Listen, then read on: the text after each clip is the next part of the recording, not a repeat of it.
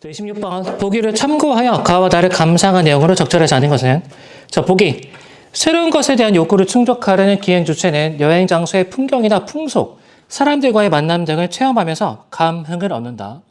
가와 나의 기행 주체는 여기 밑줄 여정에서 기억에 남는 경험. 여기 왜 밑줄 쳐야 돼? 기억에 남는다 그랬으니까 내면이죠. 일기 형식을 사용하여 기록하고 있다. 가인은 여행 장소에서의 체험에 대한 사실적 정보를 관찰자 입장에서 기록하려는 나이는 여행 장소에서 여기 밑줄 관심을 기울인 대상. 자, 그것에 대한 인상을 감각적으로 묘사한다 맞습니까? 여러분 잘 생각해봐. 관심을 기울인 대상에 대한 인상이니까 그 말인 즉슨 관심을 기울인 대상이 달라지면 뭐도 달라진다는 얘기죠. 인상도 달라진다는 얘기죠. 밑에 뭐라고 적어야 돼? 내면의 구별.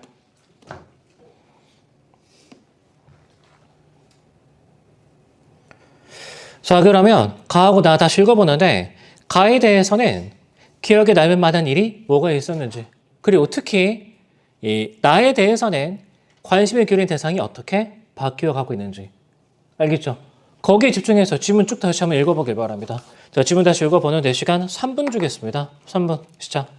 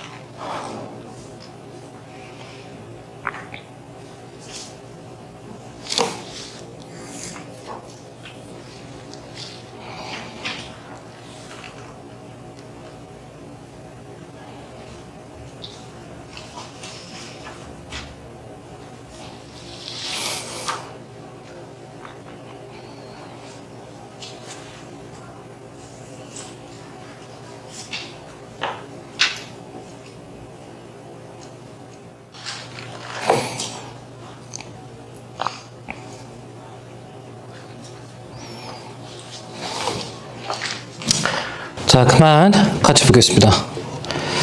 자, 지문 가부터 갑시다. 활용된 깊은 못이 너럭바위 아래에 있어 뿜으며 들썩이며 변화가 무궁하다. 사자복 높은 돌이 용소를 굽어 보트에 바위 중턱 파인 곳에 돌 하나 끼어있다. 여기 밑줄 바위 중턱 파인 곳에 돌 하나 끼어있다. 여기 밑줄 그리고 그 밑에는 빨간색 밑줄 중의 말이 황당하여 대강 걸러들으니 자, 그럼 화자는 일단 처음에 바위 중턱 파인 곳에 돌 하나 끼어있다. 여기에 주목하게 된 거죠. 근데 그것에 대해서 중이 뭔가를 설명했겠지. 근데 그 설명이 처음에 어떻게 느껴졌다고? 황당하게 느껴졌다고. 그 대강대강 들은 거죠. 대강대강. 저 바위의 사자가 화룡더라 말하기를 이내 몸 육중하여 무너져 내려가면 너의 깊은 멋이 터전도 없을 테니 네가 죄주 많다 하니 내 발 조금 고여다오. 화룡이 옳게 여겨 건너편 산에 올라 저 돌을 빼다가 이 바위 괴었다 하되 파라세 밑줄 들으니 그러듯해. 수긍하게 됐다 맞습니까? 그럼 여러분 이 작품의 화자에게 첫 번째 기억에 남는 일은 뭐겠어? 첫 번째 기억에 남는 일. 바위 중턱 파인 곳에 돌 하나 끼어있다. 이것에 대한 중의 설명. 됐나? 이게 첫 번째 기억에 남는 일이겠죠. 자, 그랬더니 파란색 쭈밑줄 건너산 바라보니. 자, 그러면 여러분 처음에 건너산을 바라봤을 때랑 그 중의 설명을 듣고 나서 수긍했죠. 그 다음에 바라봤을 때는 내면이 달라졌겠지. 맞습니까? 그래서 밑에 적어봐. 죄인식. 죄인식. 설명을 듣고 나서 보니까 아, 그럴 수도 있겠네. 이런 생각이 든 거죠. 됐나? 다시 바라봄으로써 죄인식의 행위를 드러내고 있는 거지. 그래서 여기서 24번에 선제 4번 갑시다. 저 화전에 중의 말을 듣고 자신이 건너편 산에 올라가. 안 되죠. 쳐다보는 걸로 죄인식을 대신하고 있지. 맞습니까? 진짜 이동한 건 아니죠. 됐나? 그리고 24번 있죠. 선제 1번, 2번, 3번, 5번. 나머지 어떻게 처리할 수 있느냐? 화자에게 기억에 남는 일. 이렇게 처리할 수 있습니다. 납득되나? 선제 1번, 2번, 3번, 5번. 화자에게 기억에 남는 일. 그러니까 물어보고 있겠죠? 됐지? 그러니까 내면과 관계없는 그냥 내용의 치는 내지 않는다니까. 그런 짜치는 문제는 없어. 평가 기출 중에. 됐죠? 자, 이렇게 답을 내도 되고 또 다르게 답을 내도 괜찮습니다. 이거 좀 테크니컬하게 접근하는 건데 자, 이름도 정다운 백마봉은 바로 지오지간에 서 있고 내일 오르기로 예정된 비로봉은 단걸음에 건너뛸 정도로 가깝다. 그럼 다시 여러분 이 사람은 지금 비로봉 이동하는 거야? 쳐다보고 있는 거야? 쳐다보고 있는 거죠? 선지. 백마봉에서 비로봉으로 이동하는. 안 됩니다. 안 되죠. 그럼 뭘 구별해달라는 얘기죠? 시선의 이동과 공간의 이동은 서로 다른 개념이다. 이런 얘기죠. 근데 그건 조금 테크니컬한 접근이고 내가 바라는 건 여기에 대해서 재인식해서 쳐다봤더니 그렇듯하네. 이렇게 내면으로 뚫어내는 게 정석이 아닌가. 이해됨? 됐죠? 자, 24번에 밑에 적어봅시다. 시선의 이동, not equal, 공간의 이동. 시선의 이동, not equal, 공간의 이동.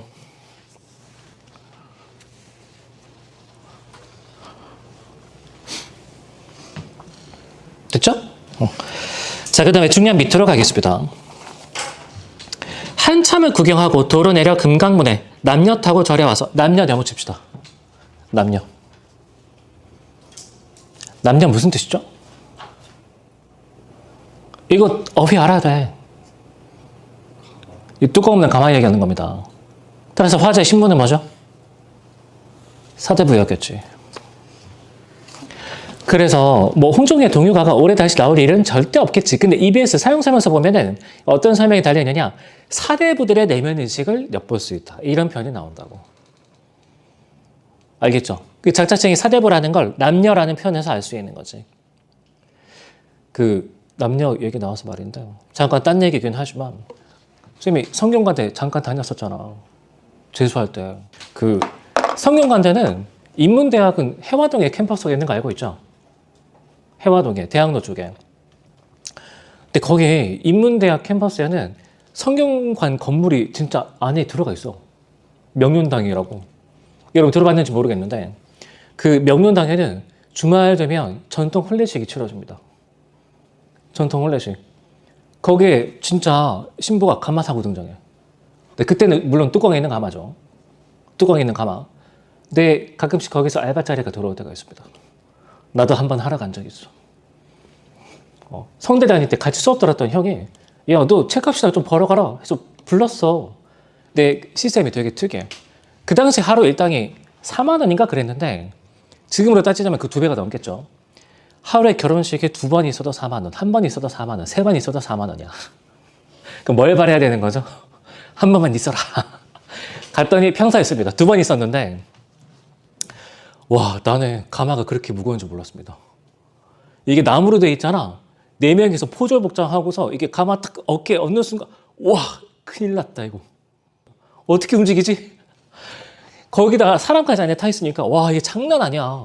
이 당시 이 가마꾼들 얼마나 힘들었겠어. 그래서 고전 시가에 보면은 정량역이 쓴 견여탄이라는 작품이 있죠. 양반들이 지방에 여행 다닐 때 가마꾼들 증발하는 걸 비판하는 내용입니다. 근데 진짜 그런 작품 나올만 하다고 생각해. 그렇죠? 그리고 2번째 결혼식이 진행이 됐는데 시겁했잖아. 외국인인데 신부가 이 풍채가 너무 좋아. 다행히 가마 타진 않고 난 여기 가마 세워놓고 사진만 찍겠다 해서 그냥 구경만 하고 끝났습니다. 다행이죠. 아무튼 간에 그래서 남녀 타고 절에 와서 점심을 먹은 후에 만물초 가는 길이 온정을 지난다기에 극락곡에 넘어서서 오리 남직하니 주막집 바로 곁에 우물집 지었기에 문 열고 구경하니 상아탕이 늘어놓여 넓적한들 네모지게 2군데 똑같이 짜고, 그러니까 우물에 덮어놓는 뭔가 구조물이 하나 있었겠지. 그거에 대해서 얘기를 하고 있는 건데, 물빛은 흐릿하고 미지근하다 하네. 보습이 계속 내려 주점에서 머물고 20일 조반 후에 날 흐리고 안개 덮여 파란색 밑줄 만물초 구경하려.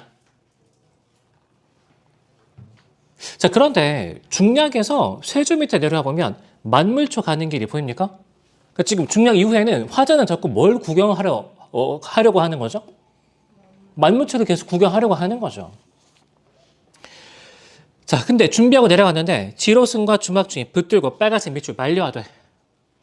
이 말리는 거지. 가는 길도 멀 뿐더러 지금은 날씨가 안 좋아서 가봤자 헛수고만 하고 돌아갈 가능성이 굉장히 크다. 맞습니까? 만류하죠. 그래서 A, 만물초 가는 길이 밑에 5줄 내려오면 파란색 밑줄 들으니 그렇다고. 그러니까 지금 여기서 중략 이전과 중략 이후 어떻게 묶어 놓은 거지? 수궁 1, 수궁 2. 맞나? 자, 그러면 기억에 남는 이 2가지 뭐죠? 하나는 바위 틈에 끼어있는 돌을 봤다. 맞습니까? 2번째는 뭐죠? 만물초 구경하려고 했다가 이 제지당했는데 수긍했다. 맞습니까? 그래서 26번에 선지 5번 지울 수 있죠. 주막 주인이 만류한 일을 기억에 남길 만한 일로 여기고 있다. 맞습니까? 뭐 지울 수 있지. 근데 그러면 기억할 만한 것으로 여긴다. 왜 이 바위에 끼어있는 돌, 이거는 지금 빠져있는 거죠? 선지에서? 2개니까 물어봐야 되는 거 아니야? 왜 빠져있는 거죠? 그렇죠. 24번에 문제가 따로 있잖아. 24번에 문제가 따로 있잖아. 그러니까 내가 무슨 얘기를 하고 싶은 거냐면, 여러분, 보기에서 이 해석의 기준 잡았지? 그러면 문제 따로 풀지 마. 24번 따로 펴고, 25번 따로 펴고, 26번 따로 펴고, 왔다 갔다 계속 하니까 당연히 시간이 오래 걸릴 수밖에 없죠.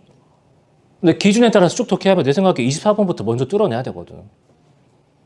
그럼 24번 문제나 26번의 선지 5번 문제나 똑같은 내용인데 물어보고자 하는 게.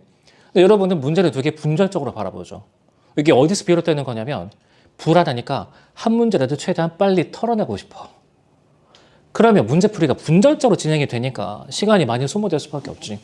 나 같은 경우에는 물론 항상 그런 건 아니지만 최대한 가지만 읽고 나서 쭉 풀어내면 가와 관련된 건 거의 다 뚫어내는 편입니다. 그리고 나 읽고 나면 모든 문제가 다 풀려 있어야 정상이죠. 읽고 나서 23번 따로, 24번 따로, 25번 따로, 26번 따로. 그러면 왔다 갔다 오래 할 수밖에 없지. 이해됩니까? 되죠? 자, 질문 나눠 가겠습니다. 자, 이태준의 해촌일지. 자, 독해 시작해 봅시다. 자, 총석정은 다음날 와서 찾아가기로 하고 송전으로 오다.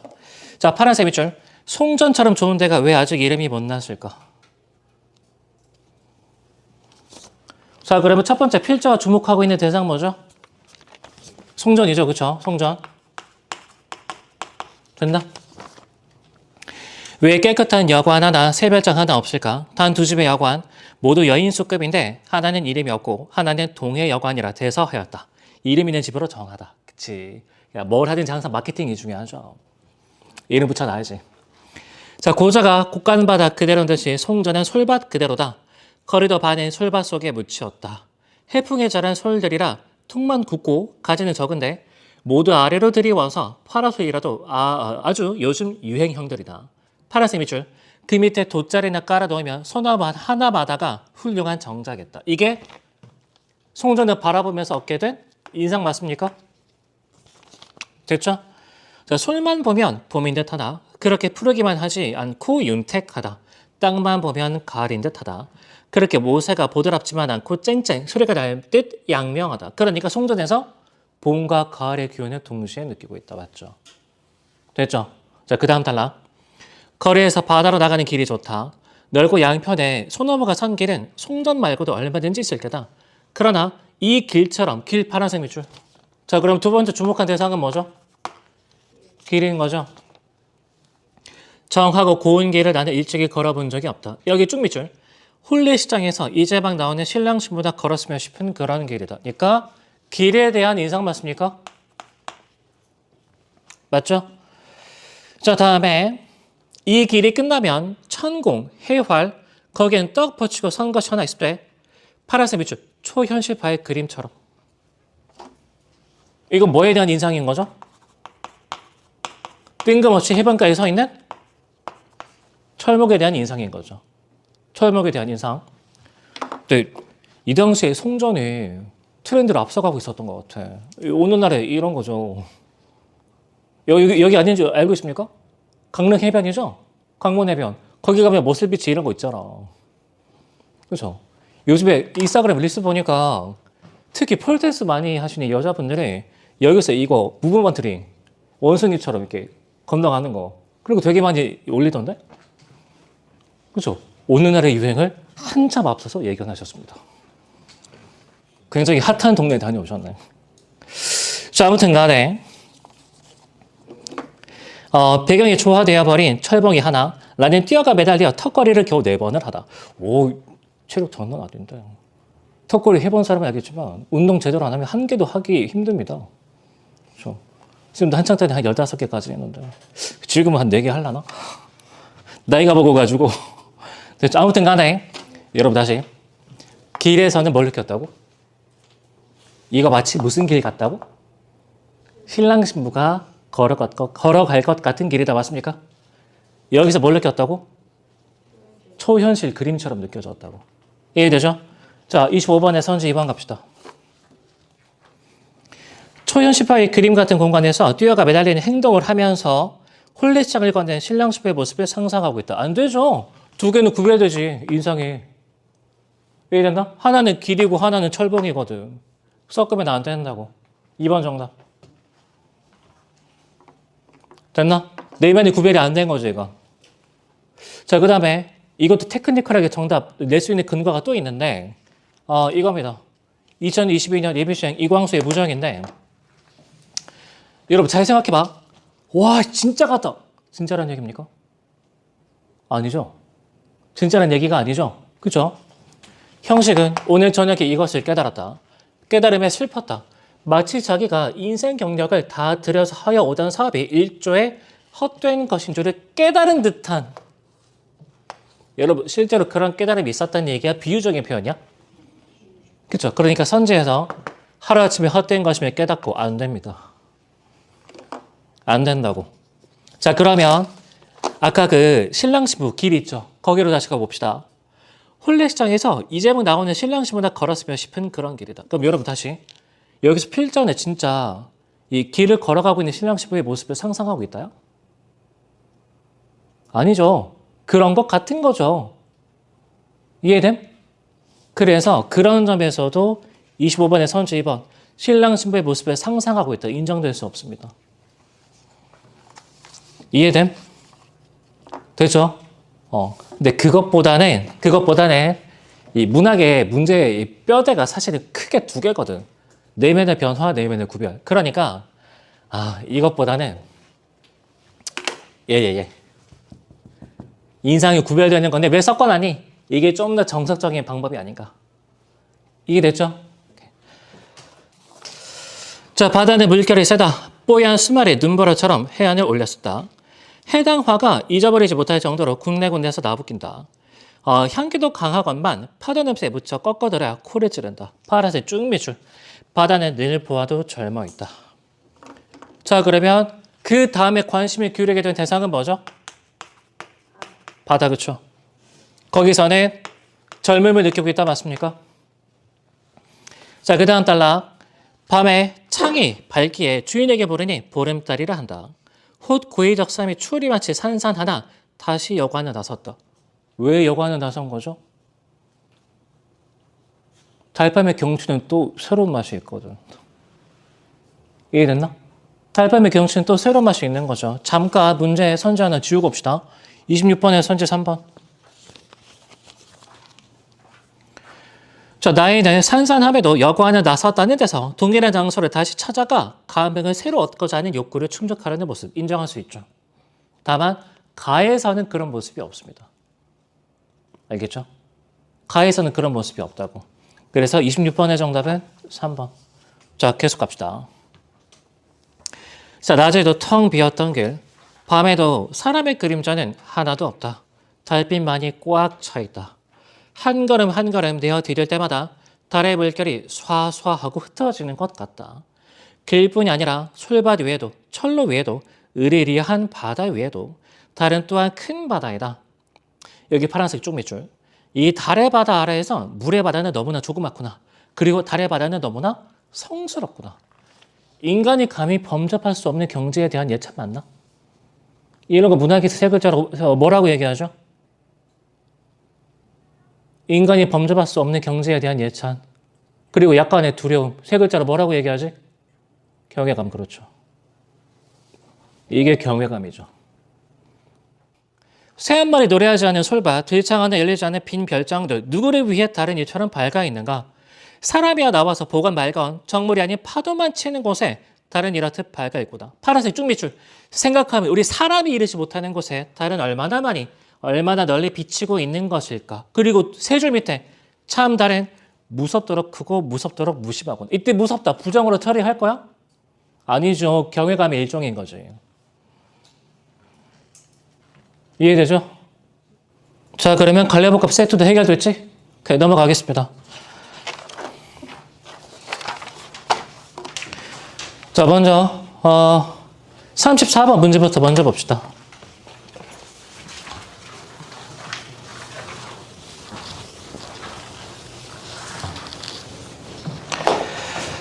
자, 여러분 보기 독해가 이 정도로까지 좀 정리를 해줘야 되는데 보기도 제발 독서처럼 정리 좀 빡세게 해줘. 의미 파악 똑바로 해주라고. 긍정 부정으로 퉁치는 수준을 읽을 거면 차라리 안 읽는 게 낫습니다. 차라리. 왜냐? 긍정 부정으로 퉁치는 수준으로 찍어보고 넘어가잖아. 선지에 휘둘려. 그럴듯하게 연결해 놓은 말에 바로 속아 넘어갑니다. 이게 디테일하게 잘 안 되는 거죠. 내면의 구별이. 그러니까 보기 읽을 거면 똑바로 독해줘야 돼. 독서 지문 돼야 되지. 이해되죠? 예컨대 여러분이 딱 한 장에 문학 관련해서 보기를 대하는 태도 뭐라고 정리할래? 1. 독서 지문 돼야 되지. 뭐는 안 된다고? 긍정 부정으로 퉁치는 거? 안 된다고. 알겠죠? 다음에 두 번째. 특히 이 보기가 소설과 관련된 거라면 어디에 집중해 줘야 돼? 인물의 캐릭터. 됐습니까? 어떤 캐릭터를 드러내고 있지? 그 정보를 파악하는 데 저렇게 하죠. 그 다음에 세 번째. 서정 관리라면 어디 주목해야 되는 거죠? 화자의 내면. 이해됐나? 알겠죠? 근데 그 수준이 긍정 부정으로 퉁치는 수준이 아니었으면 좋겠다고. 그러니까 이런 식으로 행동 원칙들이 쭉 마련이 돼야 되는 거죠. 이런 게 강사들이 말하는 행동 강령 이런 거죠. 근데 난 행동 강령이란 말이 되게 좀 아니 행동 강령이란 말은 내가 한국사 공부할 때 신간회 행동 강령 이럴 때 강령이란 말을 들었지. 무슨 수능 준비하는 행동 강령은 무슨. 나도 그래서 내년부터 적당한 말 하나 붙이려고. 반응 매뉴얼 이렇게. 훨씬 좀 있어 보이지 않나? 반응 매뉴얼. 자, 아무튼 여기 봅시다. 자, 다시 서정 관련된 보기를 뭐와 관련돼서 독해해 주는 게 원칙이라고? 어떤 내면을 드러내고 있는가? 맞습니까? 그러면 가와 나는 시간적 속성에 주목하여 시작 대상을 밑줄 의미화. 밑에 두 글자로 적어봐. 뭐라고 적어야 되죠? 시적 대상을 보고 내면에 뭔가 인식을 떠올린 거지. 밑에 적어봐. 내면. 여러분 무슨 의미화겠냐고. 필자, 화자의 내면이겠죠. 그러니까 이런 게 그냥 보기만 하면 그냥 이런갑다. 근데 기억에 남는 건 하나도 없어. 그럴 거면 보기 왜 보는 거야?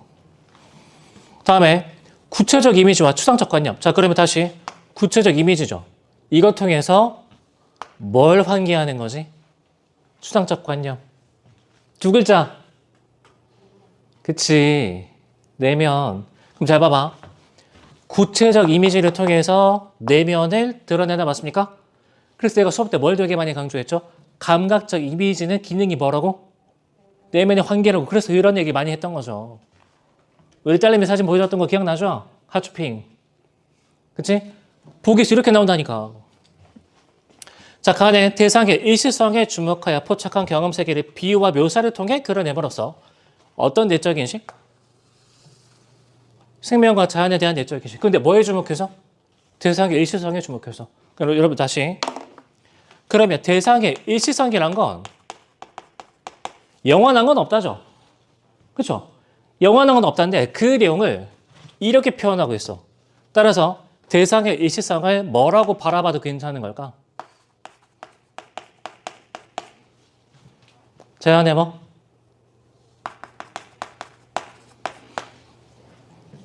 여기까지 해석이 돼야 돼. 자연의 섭리. 됐나? 자, 다음에 나는 대상의 영속성에 주목하며 뭐에 대한 상징적 의미?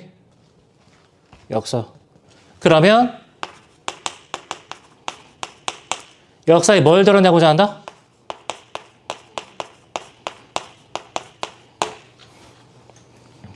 됐죠? 그러니까 이거 두 개가 잡힌 상태로 본문 들어가 줘야 맞는 거죠. 이거 두 개가 잡힌 상태로. 이해됩니까? 그러니까 보기 이 정도로까지 독해야 된다고. 그럼 여러분이 마지막에 그 딱 한 장에 내가 아까 보기 관련해서 어떤 내용 적을지 얘기해 줬죠? 그렇죠? 그러면 이렇게 적어 놓고 나서 이대로 이제 훈련해보고 시험장 들어가야 될 거 아니야? 어떻게 해줘야 돼? 마지막에 마무리할 때. 나한테 질문 하는데 선생님 마지막에 뭘 풀어야 됩니까? 나한테 물어볼 게 아니고 이런 거 딱 한 장을 만들어 가잖아. 그 본인이 느껴. 뭘 풀어야 될지. 나 같으면 3개월에 기출문제 있죠. 3개월에 기출문제.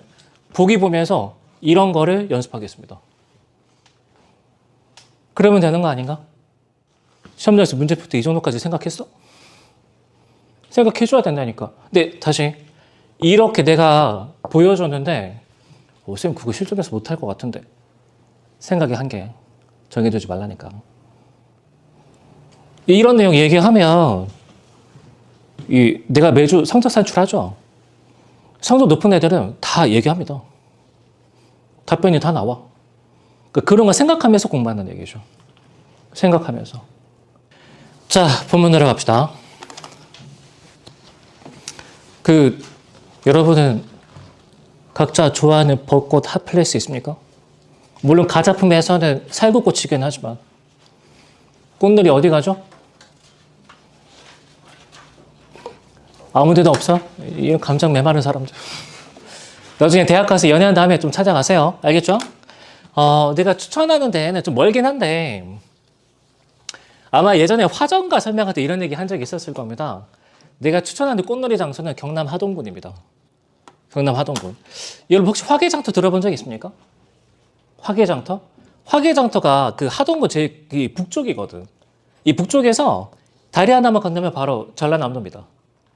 전라남도. 그러니까 경상도와 전라도의 딱 경계죠. 그리고 이 화개장터 올라가기 전에 여기 위치가 그 소설 토지의 배경인 하동군 악양면이야.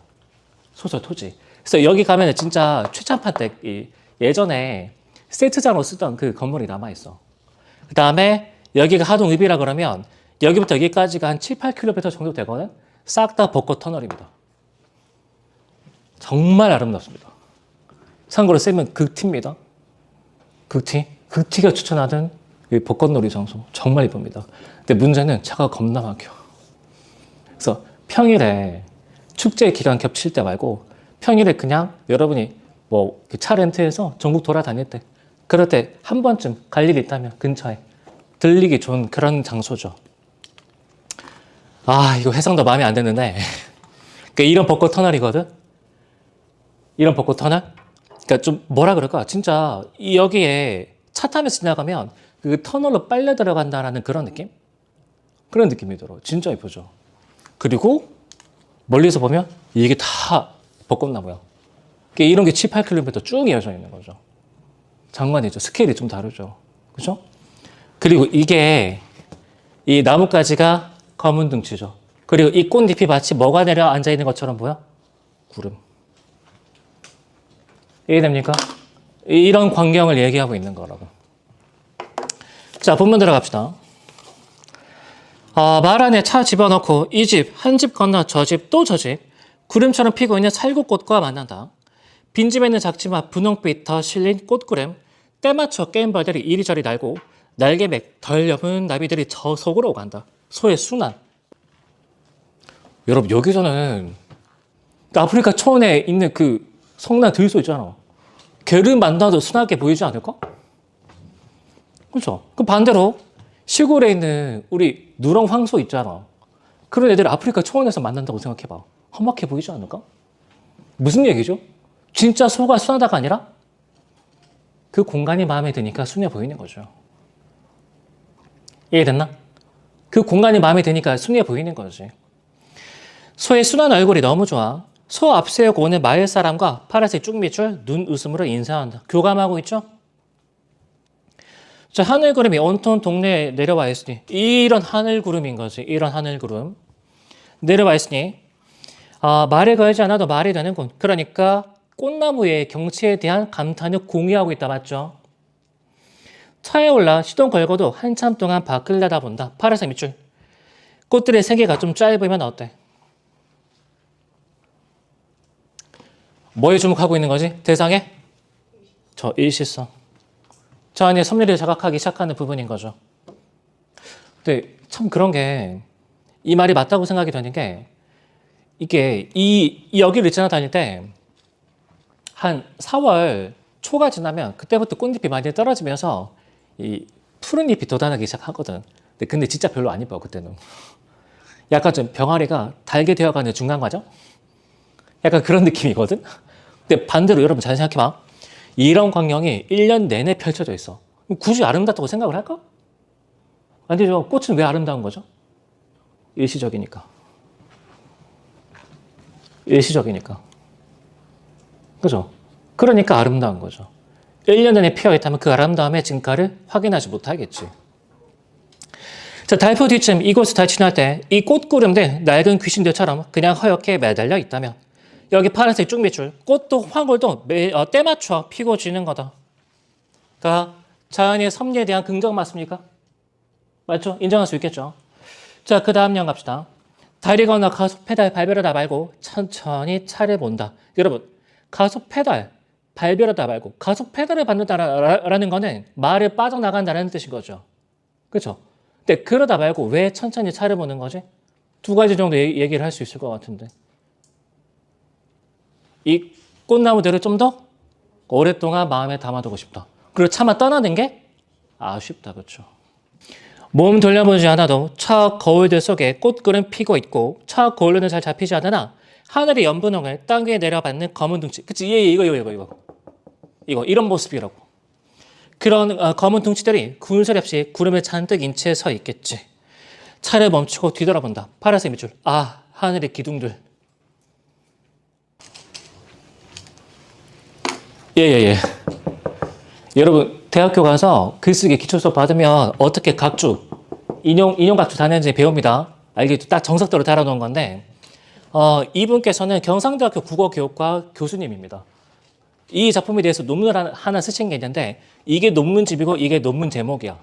거기서 107쪽 쌤이 따왔습니다. 알겠죠? 107쪽 따왔는데, 같이 봅시다. 대상에 대한 절절함과 아쉬움, 혹은 미련과 같은 정서는 하늘의 연분홍을 땅에 내려받고 있는 검은 둥치, 즉 살구나무의 둥치가 구름을 잔뜩 이고 있는 모습을 연상하게까지 한다. 급기야 뒤돌아 우뚝 솟아있는 하늘의 기둥을 확인하면서 외마디 감탄사와 같은 감정을 안으로 토하고 있음을 직감하게 된다. 미란과 감탄 그리고 이 워딩 중요하죠. 뭘로 가정할 수 있는? 경외감. 근데 경외감으로 뭐? 과장할 수 있는. 그럼 여러분 경외감이 있다는 얘기야 없다는 얘기야? 근데 경외감의 여지가 있다고도 볼 수 있죠. 근데 경외감이 아니라고도 볼 수 있는 거죠. 왜냐? 과장했다 그랬으니까. 뭐죠 도대체? 그러니까 이거는 평가니 판단 안 내려준 게 맞다. 됐죠? 여러분 입장에서 어떻게 정리하는 게 맞느냐? 내가 보기엔 이런 거지. 경외감이란 건 흔히들 이런 거를 얘기하거든. 감히 범접할 수 없는 인간이 한계를 넘어선 것에 대한 감정. 자, 보통은 수능 문학에서는 이 정도로 얘기합니다. 자연의 압도적인 힘, 절대적인 존재, 인간의 한계를 초월한 의지. 그러니까 이런 내용 고려해보면 딱 정확하게 뭘 얘기하고 있는 거죠? 이 표현은? 경외감, 그쵸? 그러니까 여러분이 고민할 필요가 전혀 없는 게 수능에서는 이 평가원 기출문제에서는 경외감을 물어보잖아. 이런 거 다 줘. 다 줘. 논문 자료를 봐도 이렇게 애매한 걸 굳이 맥락, 선지 맥락 다 떼놓고 경외감 얘만 따로 물어볼까? 그럴 가능성이 없다 이거죠. 평가원이 이 제기를 제일 싫어하는 집단 중에 하나인데. 그치? 그러면 여기서 앞부분에 정사적 거래가지고 답을 충분히 낼 수 있는데 그럼 이건 뭐란 뜻이야? 경외감으로 답을 낼 필요가 없다는 얘기죠. 평가원은 이렇게 다 준다니까? 이렇게 다 준다니까? 알겠죠? 게다가 지문 나눠 갑시다. 지문 나눠 가보면 1년의 끝에서 두 번째 줄 보이죠? 크나큰 그 안에 알 수 없는 마음이 있어. 크지만 알 수가 없다고. 그러니까 무슨 마음이죠? 그 마음에 대한 화자의 태도는 경외감. 됐나? 그러면 정확하게 인정할 수 있는 건 적어도 뭐지? 나. 그 경외감 가지고 정답을 내려고 했다면 나를 물어봐야 맞다고. 근데 이렇게 확실하게 줄 거라고. 그러니까 고민할 필요가 전혀 없는 거죠. 내가 보기에 왜 싸우는 거지? 이해가 왜 고민하는 거죠? 그죠? 그거랑 비슷한 게 바로 대화체입니다. 여러분 말을 꺼내는 방식인데 상대방이 대답이 없어. 대화체 맞아 아니야? 평가하는 답을 내려준 적이 없습니다. 예전에 2009학년도 6월달 모의평가에 대화체라는 용어를 쓴 적이 있는데 그러니까 여러분 기출문제 잘 보면 대화체라는 표현 자체가 없어. 선지에 잘 안 나옵니다. 거의 안 내. 근데 이때도 어떻게 물어봤냐면 가하고 나가 말을 꺼내는 방식인데 돌아오는 말이 없어. 그럼 이 평가할 기회가 생긴 거죠. 그렇죠? 그런데 다가 독백체였습니다. 그럼 판단할 수가 없는 거지. 이해됐나? 기출문제 갖고는 판단할 수가 없는 거죠. 그래서 요즘에는 잘 생각해보면 이 말을 건넸는데 답이 돌아오지 않는다. 그냥 평가는 말을 건네는 방식. 이렇게 얘기한다고. 그렇게 다 주고 있는데 이것도 경외감 굳이 정확하게 따져야 직성이 풀립니까? 기출문제 찾아보면 다 이렇게 주고 있는데? 그럼 학생 입장에서 어떻게 정리하면 되는 거죠? 경외감은 이런 개념이긴 한데 이 판단이 확실하게 내려질 수 있도록 아마 주변 문맥을 이 정도로 강하게 줄 것이다. 그게 맞는 거죠. 이해됐지? 그게 맞는 거지. 그러니까 굳이 이런 맥락이 빠진 상태를 가정해서 선지 5번에 대해서 경외감이 아니냐 한번 네 생각을 얘기해봐. 박제해 줄게. 이런 거는 좀 안 맞다 이거죠. 그렇지? 수능 국어문하고 공부하는 태도가 아니라고 나는 보는 거지. 내 개인적인 생각이긴 하지만. 납득됩니까? 자, 그럼 어쨌든 간에 32번에 정답 5번인 건 인정할 수 있겠죠? 자, 질문 나눠 가겠습니다. 여러분, 이 작품은 사실은 EBS 연기였으니까 뭐 읽는데 크게 어려움은 없었을 겁니다. 게다가 기출이기도 하고. 근데 만약에 이 정도 내용을 현장에서 처음 봤다면 1년 있죠? 1년 전체가 한 문장이야. 1년 전체가 한 문장입니다. 그러니까 문장이 호흡이 기니까 한 문장 통째로 다 읽게 되면은 뭔 내용인지 정리가 잘 안 되죠. 그럼 다시 여러분 한 문장이 길어서 문제인 거지? 해결 방안은 뭐죠? 이제 끊어가면서 읽는 거죠. 자, 그러면 여러분 작년 수능에 현대시 중에 킥킥 지문 기억나나? 그러나 당신 킥킥 있잖아. 산문시죠. 산문시. 그 산문시가 또 등장할 수도 있거든. 어떻게 대처해줘야 돼? 딱 한 장에 정리한다면 산문시는 내면 단위별로 끊어서 읽어준다. 내면이 확인될 때마다 끊어가면서 읽어준다. 그렇게 해결 방안 도출할 수 있지. 그러니까 고민하면 다 나오거든. 근데 여러분이 귀찮아서 안 했을 뿐인 거지. 자, 본문 들어갑시다. 저 하절 거담대 한 송이의 달래꽃을 두고 보더라도 끊어주고.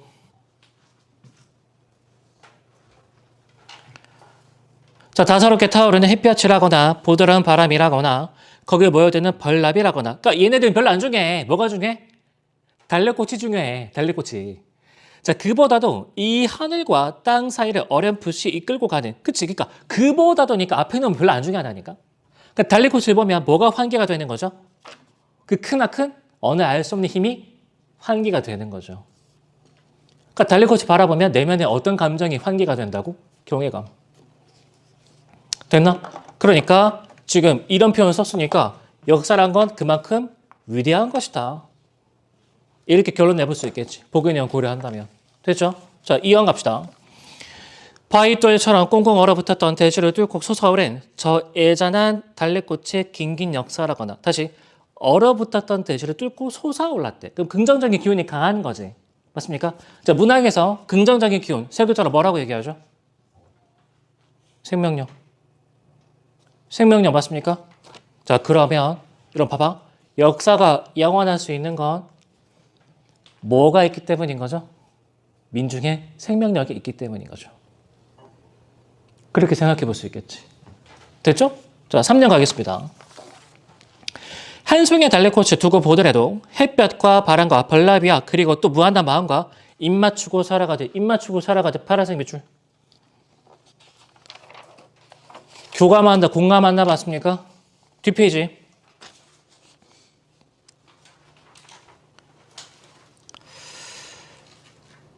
자, 뒷페이지 두 번째 줄. 내가 꼭 줄 수 있는 그 뜨거운 핏줄이 나뭇가지처럼 타고는 뱅어같이 예쁘디 예쁜 손과 내 고운 청춘이 파란색 밑줄. 나와 더불어 가야 할.